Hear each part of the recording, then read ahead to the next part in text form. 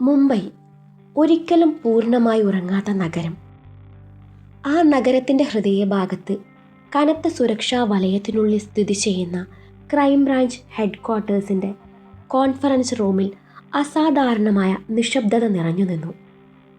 മേശപ്പുറത്ത് നിരന്നു കിടക്കുന്ന ഫയലുകളും വലിയ ഡിജിറ്റൽ സ്ക്രീനിൽ തെളിഞ്ഞു നിൽക്കുന്ന ഒരാളുടെ ചിത്രവും അവിടെ കൂടിയിരിക്കുന്ന ഓരോ ഉദ്യോഗസ്ഥരുടെയും ശ്രദ്ധ ഒരിടത്തേക്ക് കേന്ദ്രീകരിച്ചു.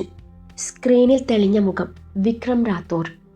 രാജ്യത്തെ ഏറ്റവും സ്വാധീനമുള്ള വ്യവസായികളിൽ ഒരാൾ, കോടിക്കണക്കിന് രൂപയുടെ ബിസിനസ് സാമ്രാജ്യത്തിൻ്റെ ഉടമ. ജനങ്ങളുടെ മുന്നിൽ ജീവകാരുണ്യ പ്രവർത്തനങ്ങളിലൂടെ ജനനായകനായി വാഴ്ത്തപ്പെടുന്ന വ്യക്തി. രാഷ്ട്രീയക്കാരുമായും ഉന്നത ഉദ്യോഗസ്ഥരുമായും സിനിമാ താരങ്ങളുമായും വളരെ അടുത്ത ബന്ധം പുലർത്തുന്ന ശക്തനായ മനുഷ്യൻ. എന്നാൽ അദ്ദേഹത്തിൻ്റെ തിളങ്ങുന്ന മുഖത്തിന് പിന്നിൽ മറ്റൊരു ലോകമുണ്ടെന്ന് ക്രൈംബ്രാഞ്ച് വർഷങ്ങളായി സംശയിച്ചിരുന്നു. അന്തർദേശീയ സ്വർണ്ണക്കടത്ത്, ആയുധക്കടത്ത്, മയക്കുമരുന്ന് ശൃംഖല. രാജ്യത്തെ വിവിധ സംസ്ഥാനങ്ങളിൽ നടന്ന നിരവധി കുറ്റകൃത്യങ്ങളിൽ നിഴൽ അവസാനം എത്തി നിൽക്കുന്നത് വിക്രം റാത്തോറിൻ്റെ പേരിലായിരുന്നു. സംശയങ്ങൾ മാത്രം, തെളിവുകൾ ഒന്നുമില്ല. ഓരോ തവണയും അന്വേഷണം അദ്ദേഹത്തിൻ്റെ അടുത്തെത്തുമ്പോൾ തെളിവുകൾ അപ്രത്യക്ഷമാവുകയോ സാക്ഷികൾ മിണ്ടാതാവുകയോ ചെയ്തു. കോൺഫറൻസ് റൂമിലെ നിശബ്ദതയെ ഭേദിച്ച് മുംബൈ ക്രൈംബ്രാഞ്ച് ജോയിന്റ് കമ്മീഷണർ സംസാരിച്ചു. വിക്രം റാത്തോറിനെ അറസ്റ്റ് ചെയ്യാൻ നിയമപരമായ ഒരു തെളിവ് മാത്രം മതി. പക്ഷേ ആ തെളിവ് ഇതുവരെ നമ്മുടെ കൈകളിൽ എത്തിയിട്ടില്ല. അദ്ദേഹം റിമോട്ട് അമർത്തിയതോടെ സ്ക്രീനിൽ വിക്രം റാത്തോറിൻ്റെ ബിസിനസ് നെറ്റ്വർക്കും രഹസ്യ ഗോഡൌണുകളും വിദേശ ബന്ധങ്ങളും തെളിഞ്ഞു. പുറത്തു നിന്നുള്ള അന്വേഷണങ്ങൾ കൊണ്ട് ഇനി കാര്യമില്ല. അയാളുടെ സാമ്രാജ്യത്തിനുള്ളിലേക്ക് കടക്കണം. അയാളുടെ വിശ്വാസം നേടണം. അയാളുടെ ഏറ്റവും അടുത്ത സഹായിയായി മാറണം. മുന്നിലുണ്ടായിരുന്ന എല്ലാ ഉദ്യോഗസ്ഥരുടെയും കണ്ണുകൾ ഒരേ സമയം വാതിലിനരികിലേക്ക് തിരിഞ്ഞു. വാതിൽ പതിയെ തുറന്നു. കറുത്ത ഷർട്ടും ഡാർക്ക് ഗ്രേ പാൻറ്റും ധരിച്ച് ആത്മവിശ്വാസം നിറഞ്ഞ നടപ്പോടെ ഒരു യുവ ഉദ്യോഗസ്ഥൻ അകത്തേക്ക് കടന്നു വന്നു. അവൻ്റെ കണ്ണുകളിൽ ഭയമില്ലായിരുന്നു. ഉണ്ടായിരുന്നത് ലക്ഷ്യബോധം മാത്രം. ACP യുവാൻ ദേവ്. പാതി മലയാളിയാണ്. മുംബൈ ക്രൈംബ്രാഞ്ചിലെ ഏറ്റവും മിടുക്കനായ അണ്ടർ കവർ ഓഫീസർമാരിൽ ഒരാൾ. അസാധ്യമായി കരുതിയ നിരവധി ഓപ്പറേഷനുകൾ വിജയകരമായി പൂർത്തിയാക്കിയിട്ടുള്ള ഉദ്യോഗസ്ഥൻ. ജോയിന്റ് കമ്മീഷണർ ഫയൽ അവൻ്റെ മുന്നിലേക്ക് നീക്കി. യുവാൻ ഫയൽ തുറന്നു. ആദ്യ പേജിൽ വീണ്ടും തെളിഞ്ഞത് അതേ മുഖം, വിക്രം റാത്തോർ. ഇന്നു മുതൽ നീ ഒരു പോലീസ് ഓഫീസറല്ല. കമ്മീഷണറുടെ ശബ്ദം ഗൗരവമായി. ഇന്നു മുതൽ നീ അയാളുടെ ലോകത്തിലേക്ക് കടക്കുന്ന ഒരു പുതിയ മനുഷ്യനാണ്. നിന്റെ യഥാർത്ഥ വ്യക്തിത്വം ഈ മുറിക്ക് പുറത്തുള്ള ആരും അറിയാൻ പാടില്ല. വിക്രം റാത്തോറിൻ്റെ വിശ്വാസം നേടിയെടുക്കുക. അയാളുടെ സാമ്രാജ്യത്തിനുള്ളിലേക്ക് കടക്കുക. അയാളുടെ എല്ലാ കുറ്റകൃത്യങ്ങൾക്കും തെളിവുകൾ ശേഖരിക്കുക. ഒരു നിമിഷം മുറിയാകെ വീണ്ടും നിശബ്ദമായി. അത് സാധാരണ ഒരു മിഷൻ ആയിരുന്നില്ല. തിരിച്ചു വരുമെന്ന് ഉറപ്പില്ലാത്ത ഒരു യാത്രയുടെ തുടക്കമായിരുന്നു അത്. യുവാൻ ദേവ് ഫയൽ പതിയെ അടച്ചു. അവൻ്റെ ചുണ്ടിൽ ഒരു ചെറു പുഞ്ചിരി വിരിഞ്ഞു. വിക്രം റാത്തോറിൻ്റെ സാമ്രാജ്യത്തിലേക്ക് കടക്കാൻ ഞാൻ തയ്യാറാണ്. ഈ കളി അവസാനിക്കുന്നത് അയാൾ ജയിലിലാകുമ്പോഴോ അല്ലെങ്കിൽ ഞാൻ ജീവനോടെ തിരിച്ചു വരാതിരിക്കുമ്പോഴായിരിക്കും. ആ വാക്കുകൾ കേട്ട് മുറിയിലുണ്ടായിരുന്ന ഓരോ ഉദ്യോഗസ്ഥരും പരസ്പരം നോക്കി. കോൺഫറൻസ് റൂമിൽ വീണ്ടും നിശബ്ദത തളം കെട്ടി. ജോയിന്റ് കമ്മീഷണർ യുവാനെ നേരെ നോക്കി. യുവാൻ, എങ്ങനെയാണ് താങ്കൾ വിക്രമിൻ്റെ വിശ്വാസം നേടിയെടുക്കാൻ പോകുന്നത്? അതിനാദ്യം ഒരു വഴി കണ്ടെത്തണം. ഏറ്റവും പ്രധാനപ്പെട്ടത്, ഈ ഓപ്പറേഷനെ കുറിച്ച് ആർക്കും ഒരു സംശയവും തോന്നാൻ പാടില്ല. എന്തെങ്കിലും ഐഡിയ താങ്കളുടെ മനസ്സിലുണ്ടോ യുവാൻ? ഒരു നിമിഷം ആലോചിച്ച ശേഷം യുവാൻ്റെ ചുണ്ടിൽ നേർത്തൊരു പുഞ്ചിരി വിരിഞ്ഞു.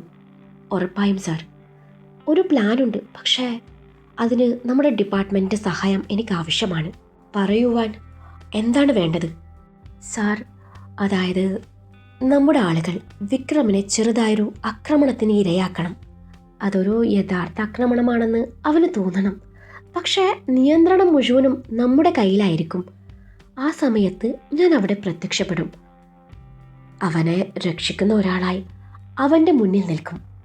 ഒരു മനുഷ്യൻ്റെ ജീവൻ രക്ഷിച്ച ആളെ അയാൾ എളുപ്പത്തിൽ സംശയിക്കില്ല.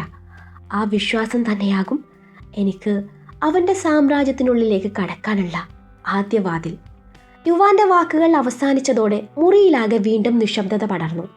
ഒരു നിമിഷം അവനെ സൂക്ഷ്മമായി നോക്കിയിരുന്ന ജോയിന്റ് കമ്മീഷണറുടെ മുഖത്ത് പതിയെ ഒരു പുഞ്ചിരി വിരിഞ്ഞു.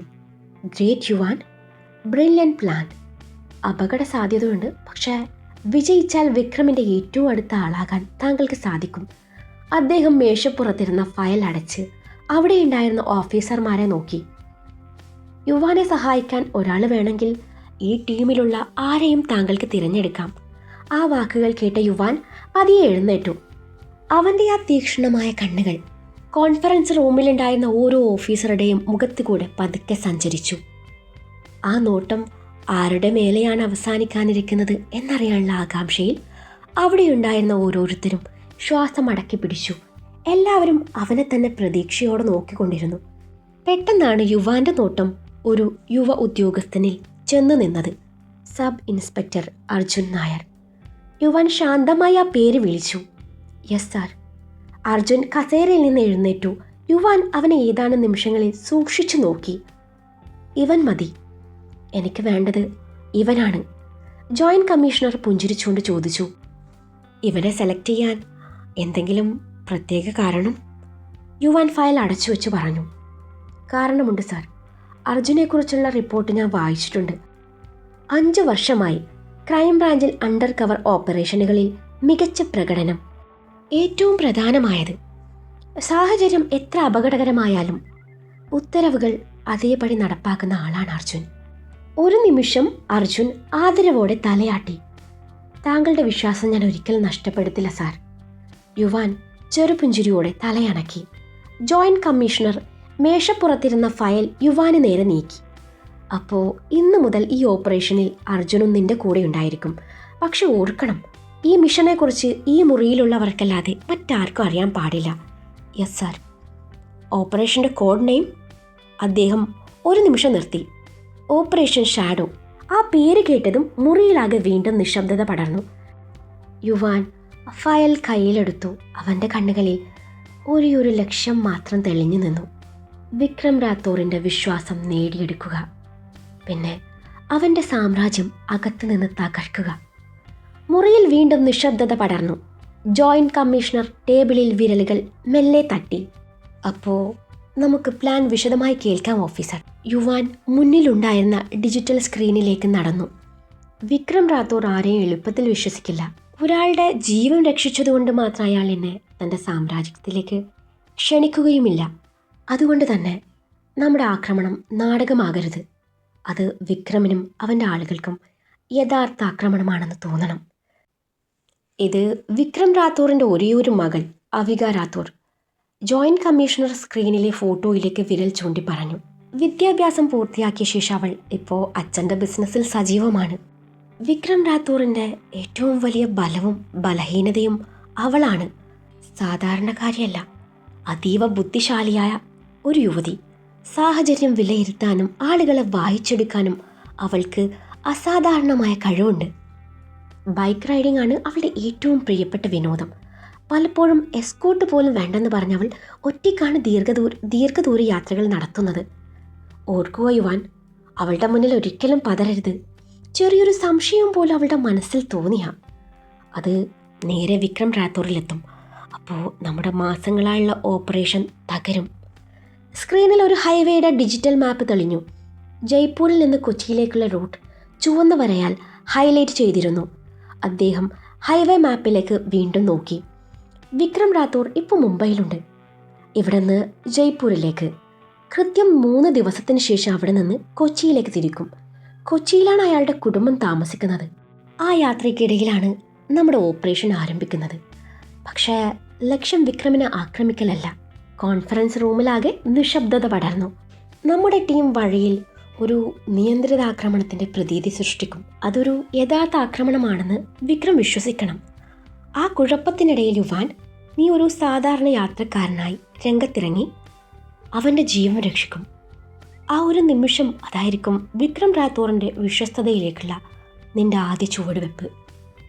മുറിയിലുണ്ടായിരുന്ന ഒരു സീനിയർ ഓഫീസർ സംശയത്തോടെ ചോദിച്ചു, വിക്രമിൻ്റെ ഗൺമാൻ തിരിച്ചടിച്ച?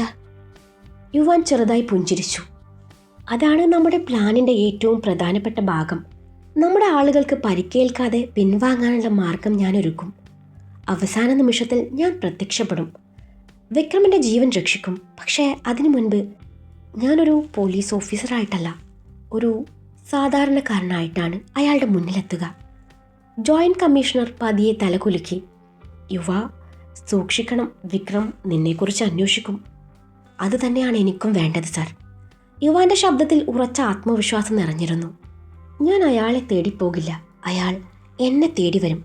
ആ വാക്കുകൾ കേട്ടപ്പോൾ കോൺഫറൻസ് റൂമിലുണ്ടായിരുന്ന ഓരോ ഉദ്യോഗസ്ഥരുടെയും മുഖത്ത് ഒരു ചെറു പുഞ്ചിരി തെളിഞ്ഞു. കോൺഫറൻസ് റൂമിന് പുറത്തേക്കിറങ്ങിയ യുവയുടെ അടുത്തേക്ക് അർജുൻ വേഗത്തിൽ നടന്നു വന്നു. സാർ, നമ്മൾ എപ്പോഴാണ് ഡ്യൂട്ടി തുടങ്ങുന്നത്? യുവ ഒരു ചെറു പുഞ്ചിരിയോടെ അവനെ നോക്കി. ഇപ്പോൾ, ഈ നിമിഷം തന്നെ. ആദ്യം നമ്മൾ നമ്മുടെ ഈ ലുക്കൊന്ന് മാറ്റണം. അതിനുശേഷം ഇന്നത്തെ ഈവനിങ് ഫ്ലൈറ്റിൽ കൊച്ചിയിലേക്ക് തിരിക്കും. ബാക്കി കാര്യങ്ങളൊക്കെ അവിടെ എത്തിയിട്ട്. Okay sir. അത് കേട്ടതും യുവ നെറ്റി ചുളിച്ചു. എടോ, ആദ്യം താൻ ഈ സാറ് വിളി നിർത്ത്. അവിടെ നമ്മൾ ഓഫീസേഴ്സ് അല്ല, വർഷങ്ങളായി അറിയാവുന്ന രണ്ട് സുഹൃത്തുക്കൾ. എല്ലാവരുടെ മുന്നിൽ അങ്ങനെയായിരിക്കും നമ്മൾ പെരുമാറുക. നീ ഇങ്ങനെ ഓരോ വാക്കിലും സാർ എന്ന് വിളിച്ചാൽ ആദ്യം തന്നെ അവർക്ക് സംശയം തോന്നും. Okay sir. വാക്ക് പൂർത്തിയാക്കും മുൻപേ യുവ അവനെ തുറച്ചു നോക്കി. അർജുൻ ചമ്മലോടെ ചിരിച്ചു. Sorry sir. വീണ്ടും അതേ അബദ്ധം പറ്റിയതോടെ യുവയുടെ മുഖം കൂടുതൽ ഗൗരവമായി. അല്ല, പിന്നെ ഞാൻ എന്താ വിളിക്കേണ്ടേ? അർജുൻ നിസ്സഹായനായി ചോദിച്ചു. യുവ ചെറുപുഞ്ചിരിയോടെ അവൻ്റെ തോളിൽ തട്ടി. കോൾ മീ യുവ, ഓക്കെ? ഓക്കെ യുവ, അർജുൻ മറുപടി പറഞ്ഞു. That's better. യുവൻ ചിരിച്ചുകൊണ്ട് അവൻ്റെ തോളിൽ മെല്ലെ തട്ടി. അങ്ങനെയാ വേണ്ടത്. ഇനി മുതൽ ഞാൻ നിൻ്റെ സീനിയർ ഓഫീസറല്ല, നിൻ്റെ സുഹൃത്താ. നമ്മുടെ ഓരോ ചലനവും ഓരോ വാക്കും ഓരോ നോട്ടവും പോലും അഭിനയത്തിൻ്റെ ഭാഗമായിരിക്കണം. മനസ്സിലായി യുവ? ഇരുവരും കോൺഫറൻസ് റൂമിൽ നിന്ന് പുറത്തേക്ക് നടന്നു. ക്രൈംബ്രാഞ്ച് ഹെഡ് ക്വാർട്ടേഴ്സിൻ്റെ രഹസ്യ യൂണിറ്റിലേക്ക് കടന്നതും അവിടെ തയ്യാറായി നിന്നിരുന്ന മേക്ക് ഓവർ സ്പെഷ്യലിസ്റ്റുകളും ടെക്നിക്കൽ ടീമും അവരെ സ്വീകരിച്ചു. ആദ്യമായി മേക്ക് ഓവറിന് വിധേയനായത് യുവാനായിരുന്നു. നന്നായി ഒതുക്കി വെച്ചിരുന്ന മുടി അല്പം നീളം തോന്നുന്ന തരത്തിൽ സ്റ്റൈലിഷായി സെറ്റ് ചെയ്തു. മുഖത്തിന് കൂടുതൽ കരുത്തും പക്വതയും നൽകുന്ന രീതിയിൽ താടി ട്രിം ചെയ്ത് ഭംഗിയായി ഷേപ്പ് ചെയ്തു. ശേഷം വേഷവും പൂർണ്ണമായി മാറി. കറുത്ത full sleeve shirt, faded blue jeans, കരുത്തുറ്റ ബ്ലാക്ക് ബൂട്ട്സ് അവൻ്റെ പുതിയ ലുക്കിന് തികഞ്ഞ ചേരുവകളായി. വലത് കൈയിൽ സ്റ്റീവ് ബ്രേസ്ലെറ്റ്, ഇടത് കൈയിൽ കറുത്ത ബീഡ്സ് ചെയിൻ, കൈത്തണ്ടയിൽ ക്ലാസിക് റിസ്റ്റ് വാച്ച്, കഴുത്തിൽ മെലിഞ്ഞ സിൽവർ ചെയിൻ. ഓരോ ആക്സസറിയും അവൻ്റെ വ്യക്തിത്വത്തിന് വേറിട്ടൊരു ഭംഗി നൽകി. കണ്ണാടിക്ക് മുന്നിൽ നിൽക്കുന്ന യുവയെ കണ്ട ഏതാനും നിമിഷങ്ങൾക്ക് മുൻപ് ക്രൈംബ്രാഞ്ച് ഓഫീസറായിരുന്ന ആളാണെന്ന് ആരും വിശ്വസിക്കില്ല. ഒരു പോലീസ് ഓഫീസറുടെ ഗൗരവവും ഔദ്യോഗിക ഭാവവും പൂർണ്ണമായും അപ്രത്യക്ഷമായിരുന്നു. അതിനു പകരം ആത്മവിശ്വാസം നിറഞ്ഞ സ്റ്റൈലിഷും നിഗൂഢതയുള്ള ഒരു യുവാവ് കണ്ണാടിയിൽ പ്രതിഫലിച്ചു. ആൾക്കൂട്ടത്തിൽ ലയിച്ച ആരുടെയും സംശയം ഉണർത്താതെ തൻ്റെ ദൗത്യം പൂർത്തിയാക്കാൻ തയ്യാറായ ഒരു അണ്ടർ കവർ ഓഫീസർ. അടുത്തത് അർജുൻ്റെ ഊഴമായിരുന്നു. അവൻ്റെ മുടിയും സ്റ്റൈലും മാറ്റി, മുഖത്ത് നേരിയ താടി, സാധാരണ യാത്രക്കാരെ പോലെ കാഷ്വൽ വസ്ത്രങ്ങൾ. അരമണിക്കൂറിനുള്ളിൽ ഇരുവരുടെയും യഥാർത്ഥ രൂപം തിരിച്ചറിയാൻ പോലും പ്രയാസമായിരുന്നു. ടെക്നിക്കൽ ഓഫീസർ രണ്ട് പുതിയ മൊബൈൽ ഫോണുകളും വ്യാജ തിരിച്ചറിയൽ രേഖകളും അവരുടെ കൈകളിൽ നൽകി. ഇനി മുതൽ നിങ്ങൾ പോലീസ് ഉദ്യോഗസ്ഥരല്ല. യുവാൻ തലകുലുക്കി. അന്ന് വൈകുന്നേരം മുംബൈ അന്താരാഷ്ട്ര വിമാനത്താവളം. തിരക്കേറിയ ടെർമിനലിലൂടെ ട്രോളി തള്ളിക്കൊണ്ട് രണ്ട് യുവാക്കൾ ചിരിച്ചും സംസാരിച്ചും നടന്നു. അവരെ കണ്ട അടുത്ത സുഹൃത്തുക്കളാണെന്നേ പറയൂ. പക്ഷെ ആ ചിരിക്കുള്ളിൽ ഒളിഞ്ഞിരിക്കുന്നത് രാജ്യത്തെ ഏറ്റവും അപകടകരമായ അണ്ടർ കവർ ഓപ്പറേഷൻ ആയിരുന്നു. ബോർഡിംഗ് പ്രഖ്യാപനം മുഴങ്ങി. യുവാൻ അർജുനെ നോക്കി. റെഡി? യെസ്. എപ്പോഴേ റെഡിയാണ് യുവ. ഇരുവരും വിമാനത്തിനുള്ളിലേക്ക് നടന്നു. അതേസമയം വിമാനത്താവളത്തിൻ്റെ മറ്റൊരു VIP ലോഞ്ചിൽ കറുത്ത സ്യൂട്ട് ധരിച്ച ഒരു മനുഷ്യൻ തൻ്റെ സുരക്ഷാ സംഘത്തോടൊപ്പം ഇരിക്കുകയായിരുന്നു. വിക്രം റാത്തോർ. അവൻ്റെ അരികിൽ ലാപ്ടോപ്പിൽ എന്തോ പരിശോധിച്ചുകൊണ്ടിരിക്കുന്ന ഒരു യുവതി തല ഉയർത്തി. അവിക റാത്തോർ. യാദൃശ്ചികമായി അവളുടെ നോട്ടം ഗ്ലാസ് മതിലിനപ്പുറത്തുകൂടി നടന്നു പോകുന്ന യുവാന്റെ മേൽ ഒരു നിമിഷം പതിഞ്ഞു. ഒരു നിമിഷം മാത്രം. പിന്നെ അവൾ വീണ്ടും തൻ്റെ ജോലിയിലേക്ക് തിരിഞ്ഞു. വിമാനത്തിൽ മുംബൈയിൽ നിന്ന് കൊച്ചിയിലേക്കുള്ള യാത്ര ആരംഭിച്ചു. വിമാനത്തിന്റെ ജാലകത്തിനരികിലിരുന്ന അർജുൻ പുറത്തേക്ക് ഒഴുകിപ്പോകുന്ന വെളുത്ത മേഘങ്ങളെ കുറച്ചുനേരം നോക്കിയിരുന്നു. പിന്നെ പതിയെ തല തിരിച്ച് തൻ്റെ അരികിലിരിക്കുന്ന യുവാനെ നോക്കി. യുവ, ഒരു കാര്യം ചോദിക്കട്ടെ? യുവാൻ കണ്ണുകൾ അവനിലേക്ക് തിരിച്ചു. ചോദിക്കടാ. അർജുൻ ഒരു നിമിഷം മടിച്ചു. നമ്മുടെ പ്ലാൻ പരാജയപ്പെട്ട? ചോദ്യം കേട്ട യുവാൻ വീണ്ടും ജനാലയിലേക്ക് നോക്കി. അനന്തമായി പരന്നു കിടക്കുന്ന ആകാശത്തേക്ക് കണ്ണുകൾ ഉറപ്പിച്ചുകൊണ്ട് അവൻ ശാന്തമായ സ്വരത്തിൽ പറഞ്ഞു, അപ്പോ നമ്മൾ മരിക്കും. ആ മറുപടി കേട്ട അർജുൻ്റെ മുഖത്തെ ചിരി മാഞ്ഞു. അവൻ കുറച്ചു നേരം ഒന്നും പറയാതെ ഇരുന്നു. അവൻ്റെ മുഖത്തെ ഭാവം കണ്ട യുവാൻ പതിയെ അവനെ നോക്കി ചെറുതായി പുഞ്ചിരിച്ചു. പക്ഷേ അന്നേരം അർജുൻ തല ഉയർത്തി. അതിനു മുൻപ് നമ്മൾ ഒരിക്കലും തോൽക്കില്ല. ആ വാക്കുകളിൽ അമിത ആത്മവിശ്വാസമല്ല, അനുഭവം കൊണ്ടുണ്ടായ ഉറച്ച വിശ്വാസമായിരുന്നു. അർജുൻ്റെ ഉള്ളിലെ ഭയം പതിയെ അലിഞ്ഞുപോയി. ചെറിയൊരു പുഞ്ചിരിയോടെ യുവാൻ ചോദിച്ചു, എന്താടോ, നിനക്ക് മരിക്കാൻ പേടിയാണോ? അർജുൻ ചിരിച്ചെങ്കിലും ആ ചിരിയിൽ ഒരു നൊമ്പരമുണ്ടായിരുന്നു. മരണത്തെ പേടിയില്ല. അവൻ ഒരു നിമിഷം നിർത്തി. പക്ഷേ എനിക്ക് ചെറിയൊരു ആഗ്രഹമുണ്ട്. എന്താഗ്രഹം? യുവാൻ ചോദിച്ചു. ചെറിയൊരു കല്യാണം കഴിക്കണം. യുവാൻ അവനെ കൗതുകത്തോടെ നോക്കി. നാട്ടിൽ എന്നെയും കാത്തിരിക്കുന്ന ഒരു പെണ്ണുണ്ട്.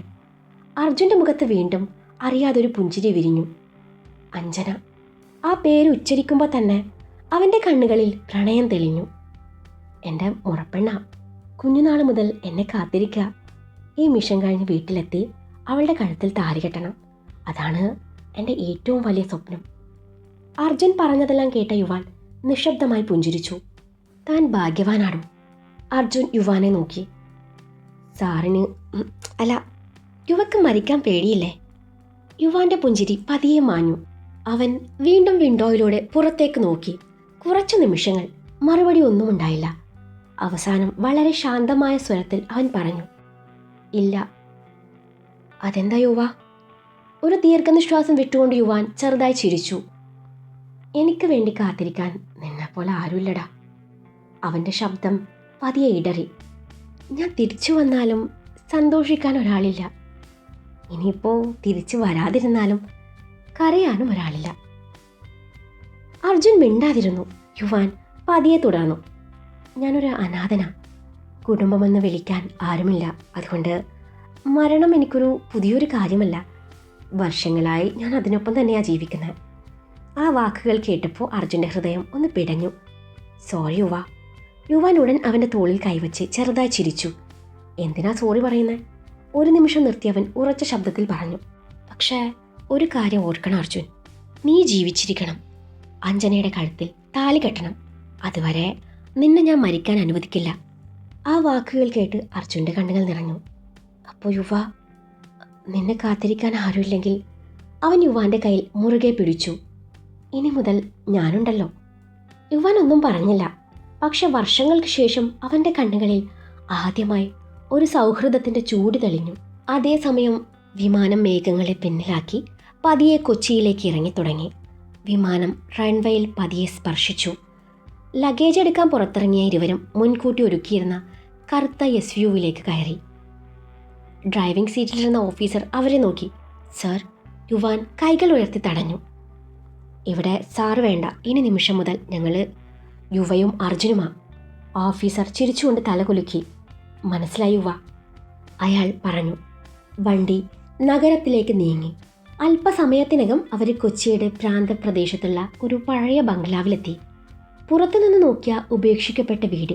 പക്ഷേ അകത്ത് അത്യാധുനിക കമാൻഡ് സെൻറ്റർ, വലിയ സ്ക്രീനുകൾ, കമ്മ്യൂണിക്കേഷൻ ഉപകരണങ്ങൾ, ലൈവ് സാറ്റലൈറ്റ് ഫീഡുകൾ, കേരള ക്രൈം ബ്രാഞ്ചിൻ്റെ രഹസ്യ സേഫ് ഹൗസ്. അവിടെ അവരെ കാത്തിരുന്നത് Kerala crime branch ACP Aditya മേനോനായിരുന്നു. Welcome to Kochi. യുവാൻ കൈകൊടുത്തു. സഹകരിച്ചതിന് നന്ദി. ആദിത്യ ഒരു ഡിജിറ്റൽ ഫയൽ സ്ക്രീനിൽ തുറന്നു. വിക്രം റാത്തോർ ചൊവ്വാഴ്ച രാവിലെ ജയ്പൂരിൽ നിന്ന് കൊച്ചിയിലെത്തും. അവിടെ നിന്ന് അയാളുടെ കുടുംബ വീട്ടിലേക്കായിരിക്കും പോവുക. അടുത്ത നിമിഷം സ്ക്രീനിൽ ഹൈവേയുടെ മാപ്പ് തെളിഞ്ഞു. ഒരു ഭാഗം ചുവന്ന നിറത്തിൽ മിന്നിത്തെളിഞ്ഞു. ഇവിടെയാണ് നമ്മുടെ ആക്ഷൻ പോയിന്റ്. യുവാൻ മാപ്പ് സൂക്ഷ്മമായി നിരീക്ഷിച്ചു. എന്തുകൊണ്ട് ഈ സ്ഥലം? ഇരുവശവും റബ്ബർ തോട്ടം, CCTV കുറവ്, സാധാരണ ഗതാഗതം കുറവാണ്. ഇനിയിപ്പോൾ എന്തെങ്കിലും സംഭവിച്ചാൽ 5 മിനിറ്റിനുള്ളിൽ സ്ഥലം ഒഴിയാനും കഴിയും. യുവാൻ മെല്ലെ തലകുലുക്കി. പെർഫെക്റ്റ്. അവൻ അർജുനെ നോക്കി. ആദിത്യ, ഞങ്ങൾക്ക് താമസിക്കാനേ ഒരു സാധാരണ വീട് മതി. പിന്നെ ഒരു ബുള്ളറ്റ് കൂടി അറേഞ്ച് ചെയ്യണം. യുവയുടെ വാക്കുകൾ കേട്ട ആദിത്യ മേനോൻ ഒരു നിമിഷം ആലോചിച്ചു. അതൊന്നും പ്രശ്നമല്ല. നഗരത്തിൽ നിന്ന് കുറച്ച് മാറിയൊരു വാടക വീടുണ്ട്. രേഖകളിൽ അതൊരു സാധാരണ വീടായി മാത്രമേ കാണൂ. നമ്മുടെ ഈ സേഫ് ഹൗസുമായി അതിന് യാതൊരു ബന്ധവുമില്ല. യുവ സംതൃപ്തിയോടെ തല കുലുക്കി. ഗുഡ്, അതാണ് വേണ്ടത്. ആദിത്യ പിന്നിലുണ്ടായിരുന്ന ഓഫീസറെ നോക്കി. നാളെ പുലർച്ചെ തന്നെ വീടിൻ്റെ താക്കോൽ യുവയ്ക്ക് കൈമാറുക. പിന്നെ ഒരു ബ്ലാക്ക് റോയൽ എൻഫീൽഡ് ബുള്ളറ്റ് 350 കൂടി ഒരുക്കണം. രജിസ്ട്രേഷൻ ഒരു സാധാരണ സിവിലിൻ്റേതായിരിക്കണം. സംശയം തോന്നുന്ന ഒന്നും വേണ്ട. Yes sir. അർജുൻ ചെറുപുഞ്ചിരിയോട് യുവയെ നോക്കി. അപ്പോൾ നമ്മൾ ഇനി ശരിക്കും കൊച്ചിക്കാരായി ജീവിക്കാനാ പോകുന്നത് അല്ലേ? യുവാന്റെ മുഖത്ത് ഒരു ചെറിയ പുഞ്ചിരി തെളിഞ്ഞു. അതെ, ഇനി നമ്മൾ പോലീസ് ഓഫീസേഴ്സ് അല്ല. ഒരു നിമിഷം നിശബ്ദനായി നിന്ന ശേഷം അവൻ തുടർന്നു. ഞാൻ യുവ, നീ അർജുൻ. നമ്മൾ സാധാരണക്കാരെ പോലെ ജീവിക്കും, സാധാരണക്കാരെ പോലെ സഞ്ചരിക്കും. പക്ഷേ ഓരോ നിമിഷവും നമ്മുടെ കണ്ണ് വിക്രം റാത്തോറിന്റെ കോൺവോയിലായിരിക്കും. ആദിത്യ വീണ്ടും ഡിജിറ്റൽ സ്ക്രീനിലേക്ക് തിരിഞ്ഞു. നിങ്ങളുടെ പുതിയ തിരിച്ചറിയൽ രേഖകൾ, ബാങ്ക് അക്കൗണ്ട്, മൊബൈൽ നമ്പറുകൾ, വാഹന രേഖകൾ എല്ലാം തയ്യാറാണ്. ഇനി ഈ ഓപ്പറേഷനിൽ നിങ്ങളുടെ യഥാർത്ഥ വ്യക്തിത്വം ഇവിടുത്തെ ഡിപ്പാർട്ട്മെൻറ്റിൽ ഞാനും DGP ഉൾപ്പെടെ വളരെ കുറച്ച് പേർക്ക് മാത്രമേ അറിയൂ. യുവ ഫയൽ കയ്യിലെടുത്ത് ഒന്ന് മറിച്ചു നോക്കി. വളരെ നന്നായി. അവൻ ഫയൽ അടച്ച് മേശപ്പുറത്ത് വെച്ചു. ഇനി മുതൽ ഒരു തെറ്റും പാടില്ല. വിക്രം റാത്തോർ കേരളത്തിൽ കാലുകുത്തുന്ന നിമിഷം മുതൽ അവൻ്റെ ഓരോ നീക്കവും നമ്മുടെ നിരീക്ഷണത്തിലായിരിക്കും. കമാൻഡ് സെൻറ്ററിലെ വലിയ സ്ക്രീനിൽ കേരളത്തിൻ്റെ മാപ്പ് വീണ്ടും തെളിഞ്ഞു. അതിലെ ചുവന്ന അടയാളം മെല്ലെ മിന്നിക്കൊണ്ടിരുന്നു. വിക്രമിൻ്റെ കൂടെ ജയ്പൂരിലെത്തിയ അവിക പിറ്റേന്ന് രാത്രി തന്നെ മടങ്ങി. കാരണം അവൾക്ക് തൊട്ടടുത്ത ദിവസം ഒരു ബൈക്ക് റൈഡിൽ പങ്കെടുക്കാനുണ്ടായിരുന്നു. 3 ദിവസത്തിന് ശേഷം വിക്രം ജയ്പൂരിൽ നിന്ന് കൊച്ചി ഇൻ്റർനാഷണൽ എയർപോർട്ടിലെത്തി. അവിടെ നിന്ന് കാർ വഴി തറവാട്ടിലേക്കും. കൂടെ വിശ്വസ്തനായ ഗാർഡും ഡ്രൈവറും മാത്രം. ഇതേ സമയം ഹൈവേ റോഡിൽ കൊച്ചിയിൽ നിന്ന് അധികം ദൂരമില്ലാത്ത ഇരുവശവും റബ്ബർ തോട്ടങ്ങൾ നിറഞ്ഞ വിജനമായ പാത. രാവിലെ സൂര്യപ്രകാശം മരങ്ങൾക്കിടയിലൂടെ റോഡിലേക്ക് വീണ് കിടക്കുകയായിരുന്നു.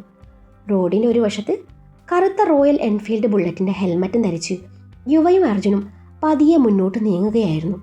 യുവാന്റെ കണ്ണുകൾ ഇടയ്ക്കിടെ റിയർ വ്യൂ മിററിലേക്ക് നീണ്ടു. അവൻ തൻ്റെ ഇടത് കൈയിലെ വാച്ചിലേക്കൊന്ന് നോക്കി.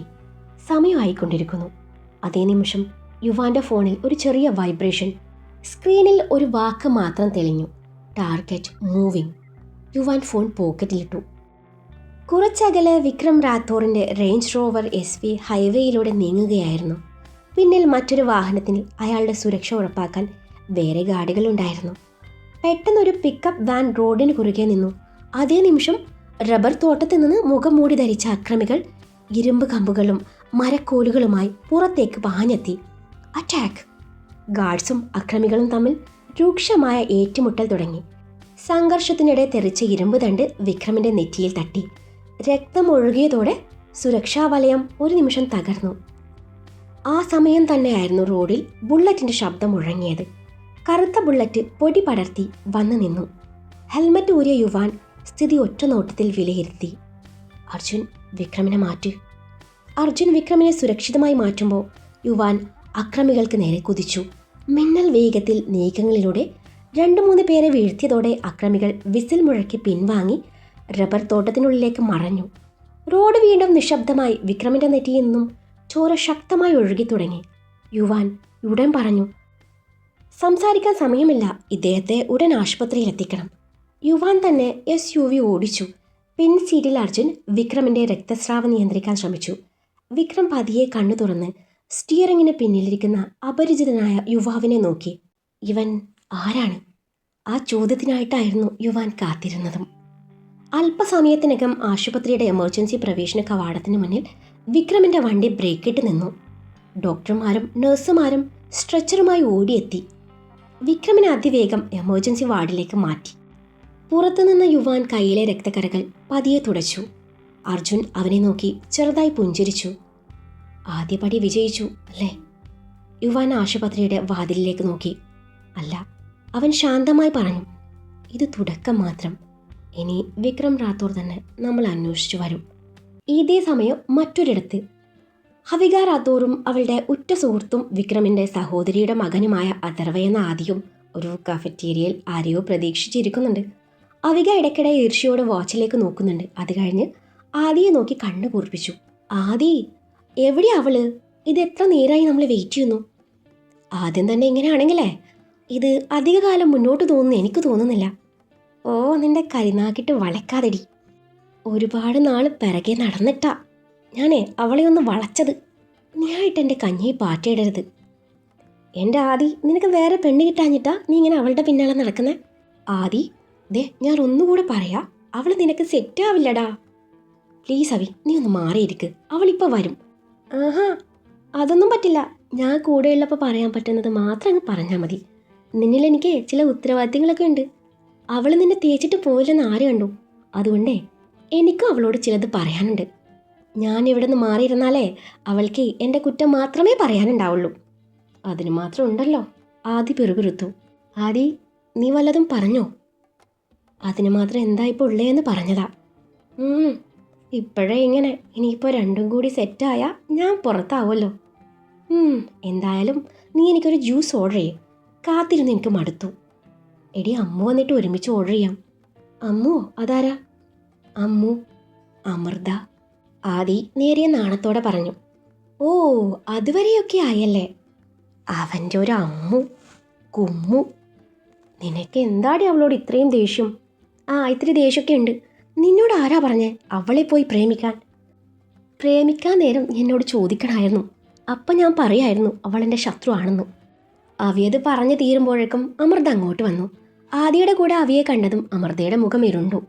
മുഖത്തൊരു കൃത്രിമ പുഞ്ചിരി ഫിറ്റ് ചെയ്ത് അമൃത അവരുടെ അരികിൽ ചെന്നിരുന്നു. ആദിയും അമൃതയും പരസ്പരം പുഞ്ചിരിച്ചു. രണ്ടുപേരും ഒന്നും മിണ്ടിയില്ല. അവി തൻ്റെ ഫോണിൽ ശ്രദ്ധ പതിപ്പിച്ചിട്ടുണ്ട്. അവി അവിടെ നിന്ന് എഴുന്നേറ്റ് പോവും എന്ന് കരുതി അമൃത ആദിയെ ഒന്ന് നോക്കി. ആദി അവളെ നോക്കി വിളറിയ ചിരി തിരികെ നൽകി. നിങ്ങൾ സംസാരിക്ക്, എന്നെ ശ്രദ്ധിക്കണ്ട. രണ്ടിൻ്റെയും ശബ്ദം കേൾക്കാഞ്ഞപ്പോൾ അവി മുഖമുയർത്തിക്കൊണ്ട് പറഞ്ഞു. അവി, നിനക്കെന്താ കഴിക്കാൻ വേണ്ടേ? ആദി ചോദിച്ചു. എൻ്റെ ഇഷ്ടം നിനക്കറിയില്ലേ ആദി? അവി മുഖമുയർത്താത്തത് പറഞ്ഞതും അമൃത ആദിയെ വല്ലാത്ത ഭാവത്തിലൊന്ന് നോക്കി. ഇവളെ ഞാൻ എന്നും പറഞ്ഞ ആദി അവിയെ നോക്കി പല്ലിറുമി. ശേഷം അമൃതയ്ക്ക് നേരെ തിരിഞ്ഞു. അമൃതയ്ക്ക് എന്താ കഴിക്കാൻ വേണ്ടേ? എനിക്കൊന്നും വേണ്ട, ആദ്യമൊന്ന് വന്നേ, എനിക്കൊരു കാര്യം പറയാനുണ്ട് എന്നും പറഞ്ഞ് അമൃത എഴുന്നേറ്റ് പുറത്തേക്ക് നടന്നതും ഇപ്പം വരാം എന്ന പോലെ ആദി അവിയെ നോക്കി അമൃതയുടെ പിറകെ നടന്നു. 5 മിനിറ്റ് കഴിഞ്ഞ് നിരാശനായി ഒറ്റയ്ക്ക് തിരികെ വരുന്ന ആദിയെ കണ്ട് അവി വല്ലാത്ത ഭാവത്തിൽ ഒന്ന് നോക്കി. അവളെവിടെ?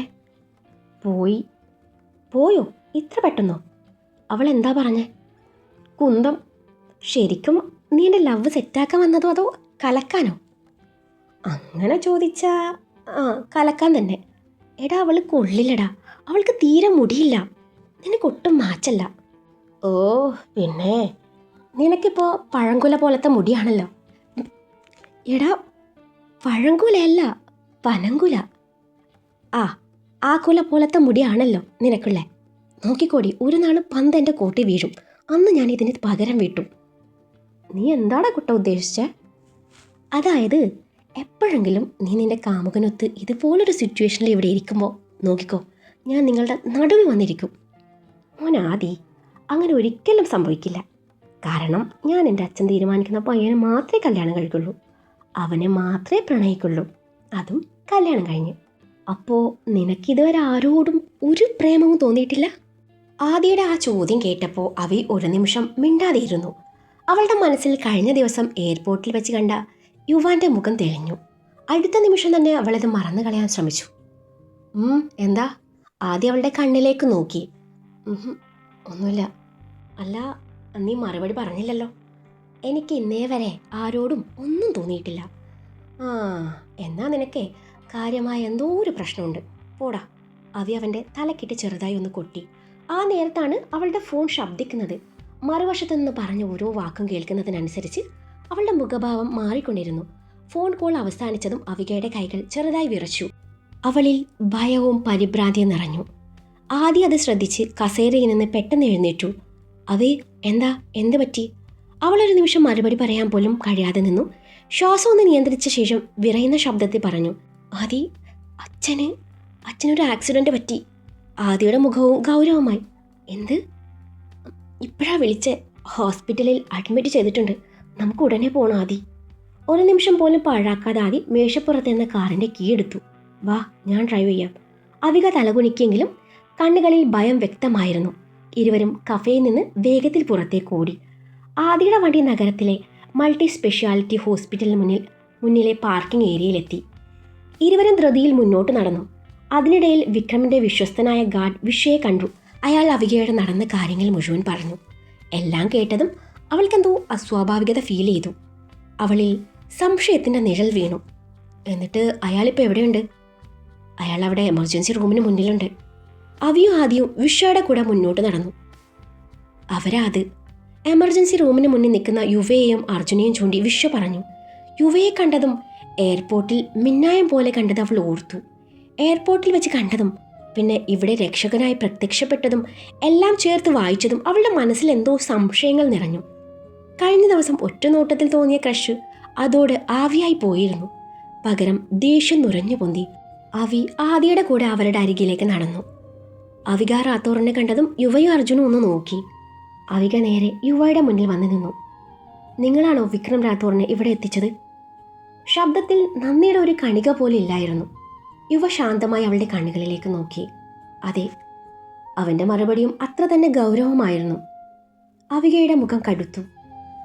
നിങ്ങൾ തന്നെയല്ലേ അദ്ദേഹത്തെ കൊല്ലാൻ ശ്രമിച്ചേ? അവൾ വിരൽ ചൂണ്ടി ചോദിച്ചു. അർജുൻ ഞെട്ടി യുവയെ നോക്കി. എന്നാൽ യുവയുടെ മുഖഭാവത്തിൽ മാറ്റമൊന്നും ഉണ്ടായില്ല.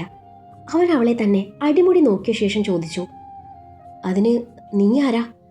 വിക്രം റാത്തോറിന്റെ മകളാണെന്ന് അറിയാമായിരുന്നിട്ടും ഒന്നും അറിയാത്ത ഭാവത്തിലായിരുന്നു ആ ചോദ്യം. അത് അവികയെ കൂടുതൽ പ്രകോപിപ്പിച്ചു.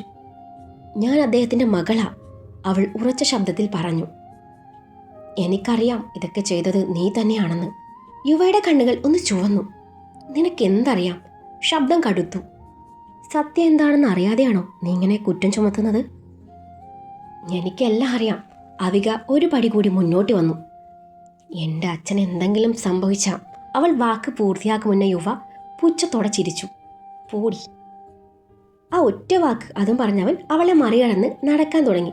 പക്ഷെ അവിക വീണ്ടും അവൻ്റെ മുന്നിൽ കയറി നിന്നു. എന്താ ഇപ്പോൾ നീ വിളിച്ചേ? അവളുടെ കണ്ണുകളിൽ തീ കത്തുന്നുണ്ടായിരുന്നു. യുവ ഒട്ടും ഭയക്കാതെ അവളുടെ മുഖത്തേക്ക് നോക്കി. എന്താ, നിനക്ക് ചെവി കേൾക്കില്ലേ? ഡോ. അവിക ദേഷ്യത്തിൽ വിരൽ ഉയർത്തി. വിരൽ ചൂണ്ടി സംസാരിക്കരുത്, അതെനിക്കിഷ്ടമല്ല. യുവയുടെ ശബ്ദം തണുത്തിരുന്നു. അവൻ അവളുടെ കൈ പതുക്കെ തട്ടി മാറ്റി. ചുമ്മാ ചൊറിയാതെ പോ പെണ്ണെ. അതും പറഞ്ഞ് യുവ മുന്നോട്ട് നടന്നു. അർജുൻ പോകുന്നതിന് മുന്നേ അവികയെ ഒന്ന് നോക്കി. എന്തോ പറയാൻ ശ്രമിച്ചെങ്കിലും യുവയെ പിന്തുടർന്ന് അവനും നടന്നു. അവിക അവിടെ തന്നെ നിന്നു. ദേഷ്യത്തിൽ അവളുടെ മുഷ്ടി മുറുകി. അവൾ പല്ലുകൾ കടിച്ചുകൊണ്ട് അകന്നു പോകുന്ന യുവയുടെ പിന്നിലേക്ക് നോക്കി. അവൾ പതിയെ മുറുമുറുത്തു. ഞാൻ ആരാണെന്ന് നീ അറിയാൻ പോകുന്നതേയുള്ളൂ. അവളുടെ കണ്ണുകളിൽ വാശി ജ്വലിച്ചു. ഒരിക്കൽ നിന്നെ കയ്യിൽ കിട്ടും.